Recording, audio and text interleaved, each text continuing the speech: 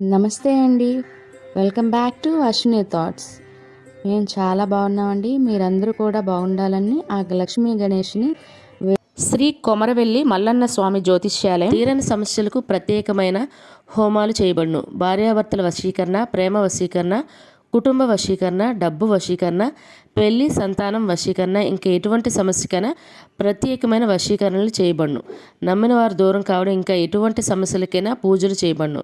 Phone ద్వారా సంప్రదించండి 9515466718. ఈరోజు పంచాంగం జూలై 4, 2025 శుక్రవారం. ఈరోజు తిథి నక్షత్రం ఏంటి, అదే సమయం వరకు ఉంది. ఈరోజు శుభ అశుభ గడియలు ఏంటి, వీటితో పాటుగా ఈరోజు మంచిదేనన్న విషయం కూడా చూద్దామండి. స్కిప్ చేయకుండా వీడియో ఎండింగ్ వరకు చూడండి. శ్రీ విశ్వాసనామ సంవత్సరం, ఉత్తరాయణం, గ్రీష్మ ఋతువు, ఆషాఢ మాసం, శుక్లపక్షం. సూర్యోదయం ఉదయం 5:39, సూర్యాస్తమయం సాయంత్రం 6:44. మరి ఈరోజు తిథి ఏంటి, అదే సమయం వరకు ఉందో ఇప్పుడు చూద్దాము. ఈరోజు తిథి ఆషాఢ శుద్ధ నవమి. నవమి తిథి జూలై 3 గురువారం మధ్యాహ్నం 2:41 నుండి జూలై 4 శుక్రవారం సాయంత్రం 4:25 వరకు నవమి తిథి అనేది ఉంటుందండి. తదుపరి ఆషాఢ శుద్ధ దశమి తిథి ప్రారంభమవుతుంది. మరి ఈరోజు నక్షత్రం ఏంటి, అదే సమయం వరకు ఉంది ఇప్పుడు చూద్దాము. ఈరోజు నక్షత్రం చిత్తా నక్షత్రం జూలై 4 శుక్రవారం సాయంత్రం 5:30 వరకు ఉంటుంది. తదుపరి స్వాతి నక్షత్రం ప్రారంభమవుతుంది. ఈరోజు రాశి తులారాశి ఈరోజు పూర్తిగా ఉంటుందండి. ఈరోజు జన్మించిన వారు తులారాశిలోకి చెందుతారు. యోగం శివ రాత్రి 7:34 వరకు, తదుపరి సిద్ధ. కరణం కౌలవ సాయంత్రం 4:33 వరకు, తదుపరి బాలవ రేపు తెల్లవారితే అనగా శనివారం తెల్లవారితే 3:20 వరకు, తదుపరి తైతల గర. చూశారు కదండి. ఇప్పుడు ఈరోజు శుభ అశుభ గడియలు చూద్దాము. ముందుగా అశుభ గడియలు చూద్దాము. అశుభ గడియల్లో ముందుగా వర్జం రాత్రి 11:42 నుండి రాత్రి 1:28 వరకు. దుర్ముహూర్తం ఉదయం 8:09 నుండి ఉదయం 9:01 వరకు. తిరిగి దుర్ముహూర్తం మధ్యాహ్నం 12:30 నుండి మధ్యాహ్నం 1:22 వరకు. రాహుకాలం ఉదయం 10:30 నుండి మధ్యాహ్నం 12 వరకు. యమగండం మధ్యాహ్నం 3 నుండి సాయంత్రం 4:30 వరకు యమగండం అనేది ఉంటుంది. గుళిక కాలం ఉదయం 7:12 నుండి ఉదయం 8:56 వరకు. ఇవన్నీ ఈరోజు అశుభ సమయాలండి. మరి ఇప్పుడు ఈరోజు శుభ సమయాలు అనేవి చూద్దాము.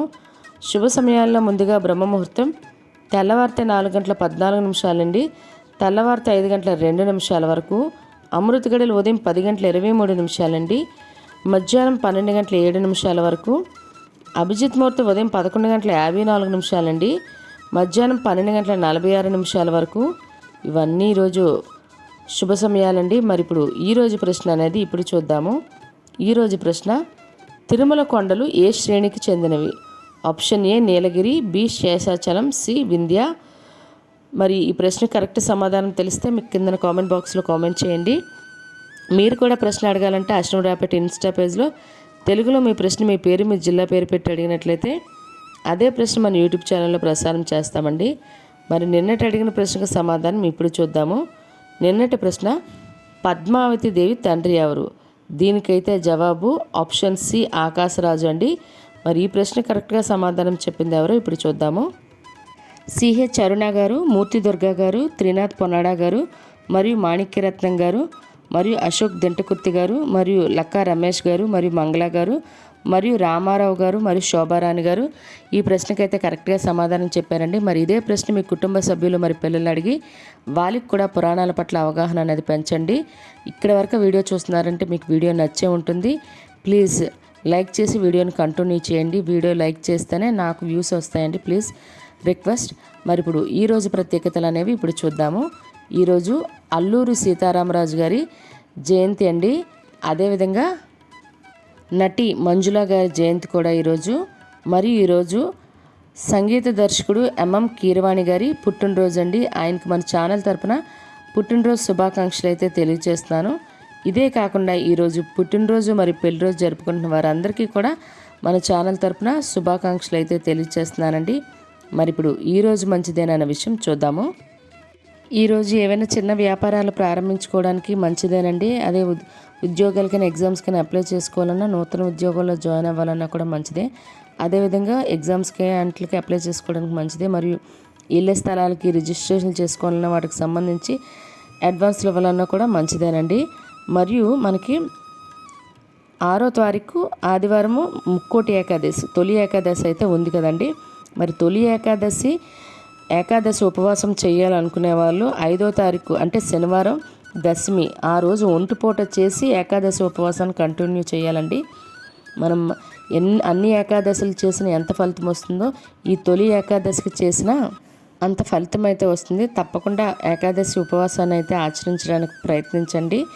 మరియు ఈ స్కూల్ జాయినింగ్లు ఇలాంటివి ఏమైనా ఉన్నా కూడా దశమి రోజు శనివారము ప్రత్యేకించి చేసుకున్నట్లయితే మంచిది. ఆ రోజు దీంట్లో దిగడానికి కూడా చాలా మంచిదండి. ముందుగానే చెప్తున్నాను, అందు గురించే స్లాబ్లు వేసుకోవడానికి కూడా ఆ రోజు చాలా మంచిది మాట. చూసారు కదండి ఈరోజు పంచాంగం. మీ ఫ్రెండ్స్ అని మీ ఫ్యామిలీ మెంబర్స్ కానీ ఈ వీడియో అవసరం అనుకుంటే వాళ్ళకి ఈ వీడియో ఫార్వర్డ్ చేయండి. మరిన్ని ఇంట్రెస్టింగ్ వీడియోల కోసం అశ్విని థాట్స్ ఛానల్ని సబ్స్క్రైబ్ చేసుకోండి. బెల్ బటన్ టచ్ చేసినట్లయితే ప్రతి నా వీడియో మీకు నోటిఫికేషన్ కింద వస్తుంది. ధన్యవాదములు.